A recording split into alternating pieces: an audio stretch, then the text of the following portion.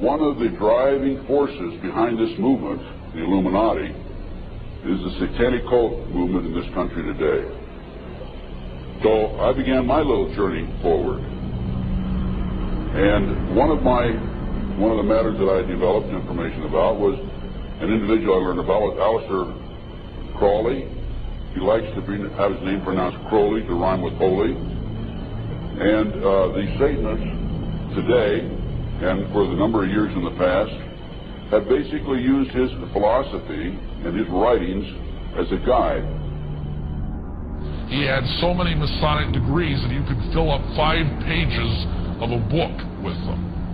This guy was probably the most highly honored Mason in the world. He styled himself the wickedest man in the world. He believed himself to be the great beast, and he changed his name to Aleister Crowley, so it would add up in both English, Hebrew, and Greek Kabbalah as 666.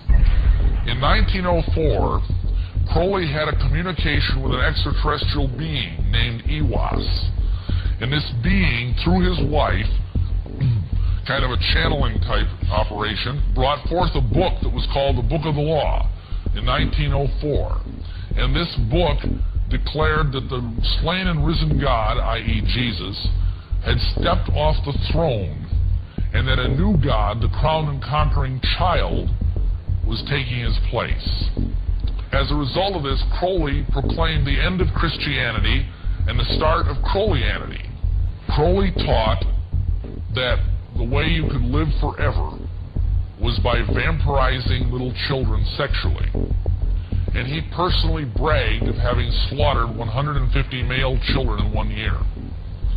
This is why he was called the wickedest man in the world. And now listen to this sentence, folks, closely.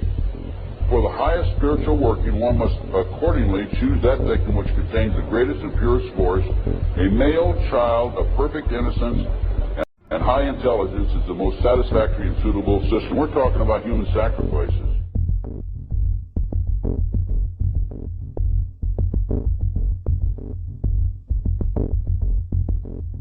And they'd also drug them up, and they'd take a sacrificial knife and they'd start from the chest and move all the way down to your abdomen. And then that's how they sacrificed, and they'd collect the blood and they'd drink it.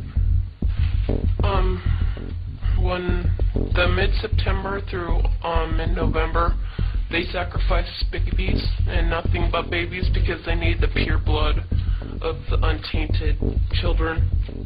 And I didn't understand what it was like, because can't believe I'm seeing this every year of my life.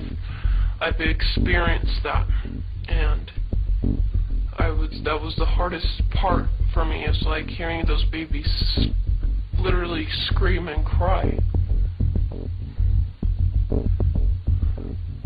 and then seeing their blood flow.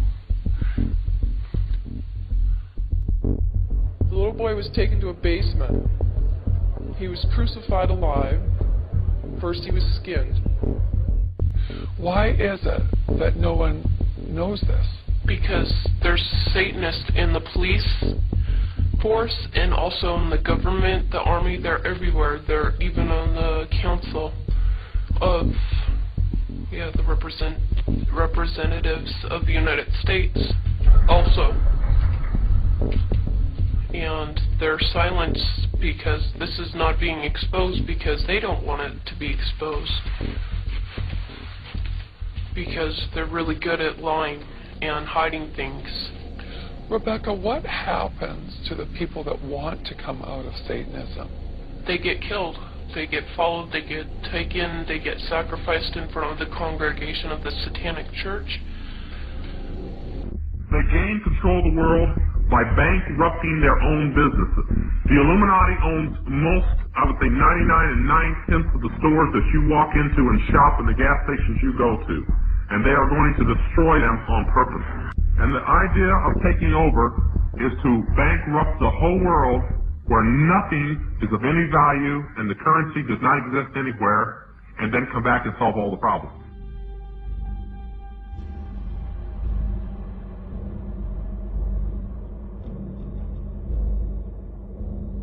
These guys who are manipulating my mind and programming me for mind control purposes claimed, and these criminals in control of our country as well, claimed to be gods, demons, and aliens, in order that I feel totally helpless, in order that I felt like they were beyond my realm to affect.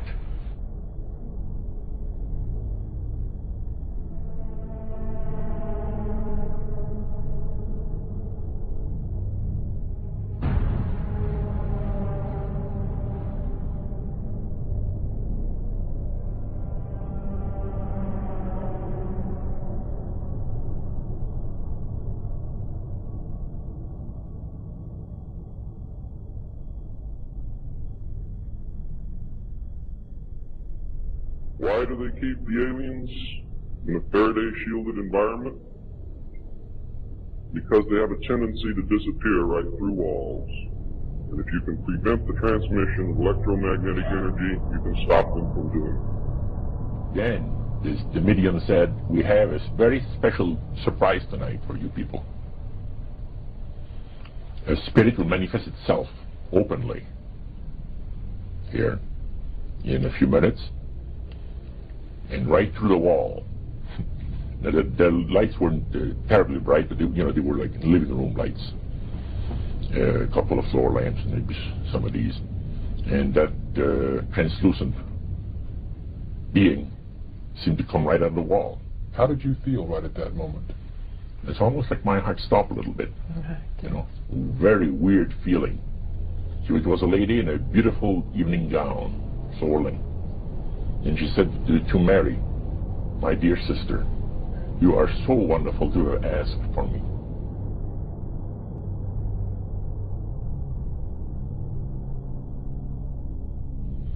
So, he said the supposed spirits of the dead that you're talking with are demon spirits. They're fallen angels. They're beautiful beings. Just said it out, just like that. Oh, yeah. It didn't make you uneasy when he said they were... Well, it shocked you a little bit, something that you first hear mentioned to you. He said, you guys have got a great future ahead of you. Because we've been told, the high priest of our society, secret society, has been told that the master has very special plans for you too. Now, what did he mean by the master? Satan. He said that she was made successful in her singing career by a dear friend of hers that was the same age as she and died when she was 18 years of age. And Loretta was trying to get into the singing world, but she says, I had no success at all. Until one night I was sitting in bed reading a book, and she says, who walks right through the wall with my friend, the spirit of my friend? And she says, Loretta, I'm going to make you a very famous person in singing Western country music, and I will be with you all the time. She said her voice went through me, the power. See, and you saw this in a television documentary? Yeah. This was, I believe, 1976 it took place. Now, the priest explained that when people believe in this business, they are actually opening themselves to be completely deceived by demon spirits, because it gives the demon spirits an opportunity to impersonate the dead, see, and for people to believe their lies. Isaiah 14 and 11 even speaks of vials being built into his body. Vials are pipes. The Pipers calling you to join him. The Illuminati doesn't produce rock music to entertain you. They don't produce rock music to make money. They don't need that money. They own everything anyway. They do it to put demonic influence in your life.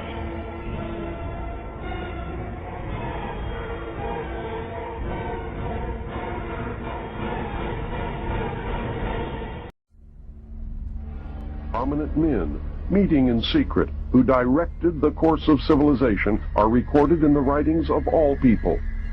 The oldest is the Brotherhood of the Snake, also called the Brotherhood of the Dragon, and it still exists under many different names.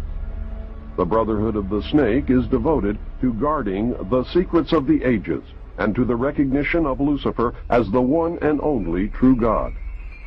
If you do not believe in God, Lucifer, or Satan, you must understand that there are great masses of people who do, and their beliefs and actions based upon those beliefs will affect me.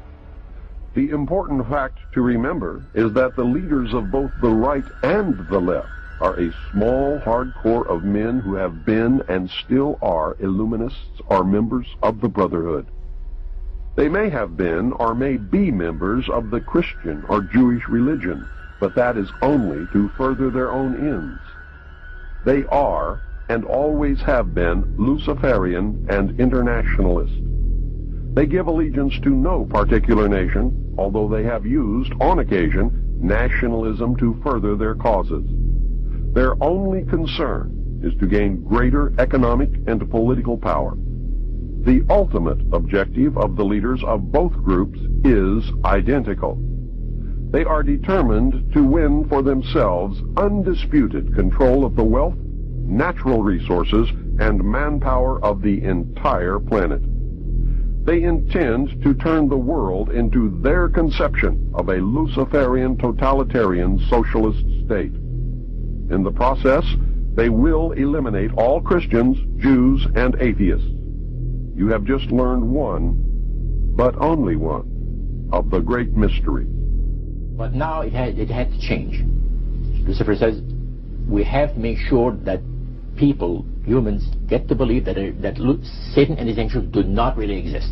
That's what they're trying to do. They're trying to disconnect us from multidimensional infinity so that we don't see the world from that perspective, and therefore see through the illusion and see through the nonsense and see through the lies. And then once they've disconnected people, they then program this lower level of our consciousness with a reality that suits them. And therefore, the only information that they have to get a fix on how they see life themselves and reality in general is through the eyes and the ears. And who controls that? The Illuminati control that.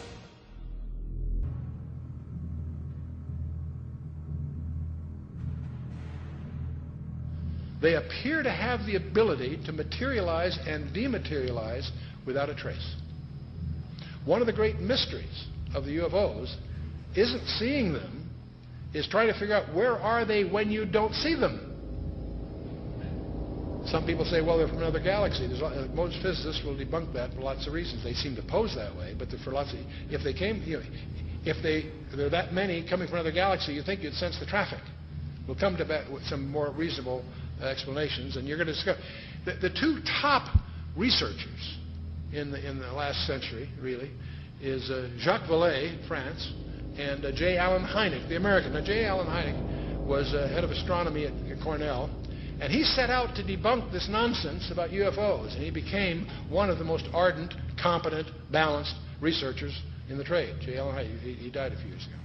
Both of these respected researchers came to the conclusion that they're not intergalactic for lots of physics. There are a lot of physics rebuttals to that conjecture.